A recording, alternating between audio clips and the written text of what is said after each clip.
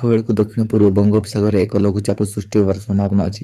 ଏହା ଉତ୍ତର ପଶ୍ଚିମ ଦିଗରେ ଗତି କରି ଅଧିକ ଘନୀଭୂତ ହେବା ସହ 24 ତାରିଖ ବେଳକୁ ଦକ୍ଷିଣ ବଙ୍ଗୋପସାଗର କେନ୍ଦ୍ରୀୟ ଅଞ୍ଚଳରେ ଅବପାତରେ ପରିଣତ ହେବ ବୋଲି ପାଣିପାଗ ବିଭାଗ ଆକଳନ କରିଛି। ସେପଟେ 27 ବେଳକୁ ବାତ୍ୟା ହେବ ବୋଲି ଆଶଙ୍କା କରାଯାଉଛି।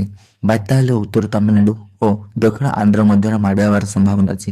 ବାତ୍ୟା ପ୍ରଭାବରେ ଏବେ ଧାନ ପାଚୁଥିବାରୁ ବର୍ଷା ହେଲେ ଫସଲ ନଷ୍ଟ ହେବା ନେଇ ଚିନ୍ତାରେ ଚାଷୀ।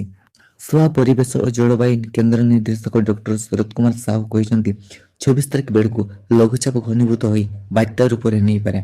27 ତାରିଖ ରାତି 28 ତାରିଖ ସକାଳ ସୁଦ୍ଧା ସମ୍ଭାବ୍ୟ ଦକ୍ଷିଣ ଆନ୍ଧ୍ରପ୍ରଦେଶ ଉପକୂଳରେ ଥିବା ଆଚିଲିପାଟନମରେ ଲ୍ୟାଣ୍ଡଫଲ୍ କରିବ। ଉପକୂଳ ଛୁଇଁବା ମାତ୍ରେ ବାତ୍ୟା ଦୁର୍ବଳ ହୋଇଯିବ, କିନ୍ତୁ ଏହା ପ୍ରଭାବରେ ଦକ୍ଷିଣ ଓଡ଼ିଶାର ବିସ୍ତୃତ ଅଞ୍ଚଳ ପ୍ରବଳ ବର୍ଷା ହେବ।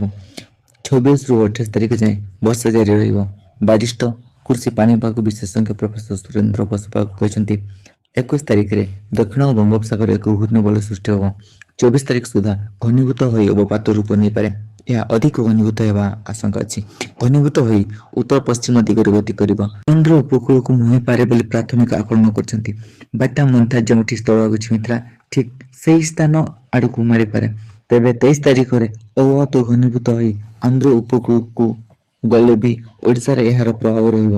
27 ତାରିଖରେ କେନ୍ଦ୍ରାପଡ଼ାରୁ ଗଞ୍ଜାମ ଓ ଗଜପତି ଜିଲ୍ଲାରେ ପାଗ ମେଘୁଆ ରହିବ। ବର୍ଷା ବି ହେବ। 28 ତାରିଖରେ ଉତ୍ତର ପଶ୍ଚିମ ଓଡ଼ିଶାକୁ ଛାଡ଼ି ରାଜ୍ୟର ବାକି ଅଞ୍ଚଳରେ ବର୍ଷା ହେବ। 29 ତାରିଖ ଗଞ୍ଜାମ ଗଜପତି ଜିଲ୍ଲା ପ୍ରଭାବିତ ହେବା ଉପକୂଳ ସଂଲଗ୍ନ ଜିଲ୍ଲାରେ ଭାରୀ ବର୍ଷା ହୋଇପାରେ ବୋଲି ପ୍ରଫେସର ବସପାଗ ଆକଳନ କରିଛନ୍ତି। ରାତିର ତାପମାତ୍ରା ବଢ଼ିବାରୁ ରାଜ୍ୟର ଅଧିକାଂଶ ସ୍ଥାନରେ ଶୀତ କମିଛି। ଆସନ୍ତା 2-3 ରାତି ତାପମାତ୍ରା ଆହୁରି 2-3 ଡିଗ୍ରୀ ବଢ଼ିବ ବୋଲି ପାଣିପାଗ ଅନୁମାନ କରିଛି। ମଙ୍ଗଳବାର ରାତିରେ ସିମୁଳିଗୁଡ଼ା ରାତିରେ ତାପମାତ୍ରା ସବୁଠାରୁ କମ୍ ବା 7.1 ଡିଗ୍ରୀ ରେକର୍ଡ ହୋଇଛି। ଦାରିଙ୍ଗବାଡ଼ିରେ 8.5 ଡିଗ୍ରୀ, ଫୁଲବାଣୀରେ 9 ଡିଗ୍ରୀ ରହିଛି। ସୋମବାର ରାତିରେ ଦାରିଙ୍ଗବାଡ଼ି ଓ ଫୁଲବାଣୀର 8 ଡିଗ୍ରୀ ଥିଲା।